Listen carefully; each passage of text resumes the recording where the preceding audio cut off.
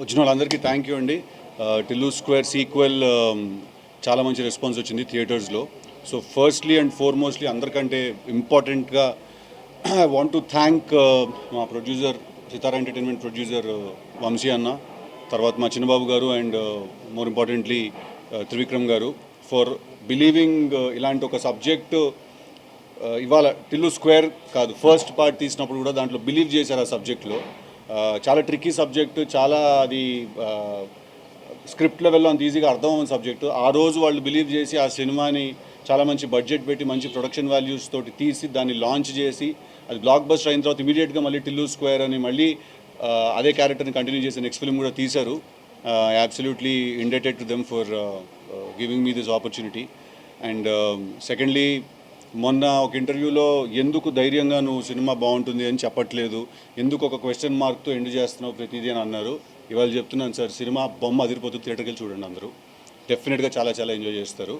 Just wanted to wait for the release day అంతే. Because మాకెంత తెలిసినా కూడా ఆ మాట మాలో నుంచి రాకూడదు. సినిమా రిలీజ్ అయిన తర్వాత పబ్లిక్ వ్యాలిడేషన్ ఇచ్చేసిన తర్వాత మేము అంటే అప్పుడు అది కొంచెం అందంగా ఉంటుంది. That's the only reason I held of. ఆవిడ్ని మనసులో మైండ్లో పెట్టుకుని మేము ఎప్పుడు ఆ ట్విస్ట్ రాయలేదండి. ఆవిడ ప్లేస్లో ఎవరున్నా కూడా, ఏ యాక్ట్రెస్ ఉన్నా కూడా అదే ట్విస్ట్ అండి. ఆవిడ ప్లేస్లో ఎవరున్నా కూడా అదే సినిమా అండి. సో ఇదేదో అనుపమ అని డిసైడ్ అయ్యి ఆ అమ్మాయి ఇమేజ్ మేక్ ఓవర్ మనం చేద్దాం అని అనుకుని ఏం చేయలేదు సార్. రాసుకున్న క్యారెక్టర్కి అబ్సల్యూట్లీ దానికి ఒక క్యూట్నెస్ ఉండాలి, ఒక ఇన్నసెన్స్ ఉండాలి, అట్ ద సేమ్ టైం ఒక ఫేస్లో, ఒక ఐస్లో ఒక రకమైన యాటిట్యూడ్ ఉండాలి మాకు. సో అందుకు వి కాస్టెడ్ అనుపమ అండి. లేదు సార్, ఇప్పుడు ఫస్ట్ ఒక let me finish the question sir. Climax చెప్పాలా? లేదు చెప్పను. లేదు, ఇప్పుడు అడిగిన క్వశ్చన్ అదేంటంటే సార్, ఇప్పుడు నేను ఈ సినిమాకి యాక్టర్ కంటే ముందు ఈ సినిమాకి నేను రైటర్ని సార్, రైట్? సో ఇప్పుడు నేను చేసే పనిలో నిజాయితీ ఉండాలండి. ఇప్పుడు యాక్టర్ సిద్ధు డామినేట్ అవుతాడేమో అని చెప్పి నేను లిల్లీ క్యారెక్టర్ది తక్కువ సీన్ రాయడము, సిద్ధు క్యారెక్టర్కి ఎక్కువ సీన్ రాసామంటే అట్నుంచి అటు షెట్కి వెళ్ళిపోతాను సార్ మనం.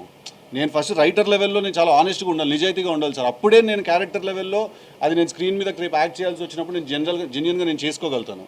సో ఒకళ్ళు తక్కువ ఒకళ్ళు ఎక్కువ అంటూ ఏమి ఉండదు సార్. ఎవరెక్కడ లేవాలో అక్కడ లేస్తారు, ఎవరెక్కడ పడాలో అక్కడ పడతారండి. It is everyone's film. ఇప్పుడు ఆపరేషన్ లేకుండానే మోకాళ్లకు ప్లాస్మా ట్రీట్మెంట్, మీ ఆర్థోపెడిక్ సమస్యలన్నిటికీ రోబోటిక్ టెక్నాలజీ ద్వారా తక్కువ ఖర్చుతో శాశ్వత పరిష్కారం, ఫ్రీ కన్సల్టేషన్, ప్రతి ట్రీట్మెంట్ పై 20% డిస్కౌంట్. ఈ ఆఫర్ కొద్ది రోజులు మాత్రమే, త్వరపడండి. V9 hospitals 9281465842.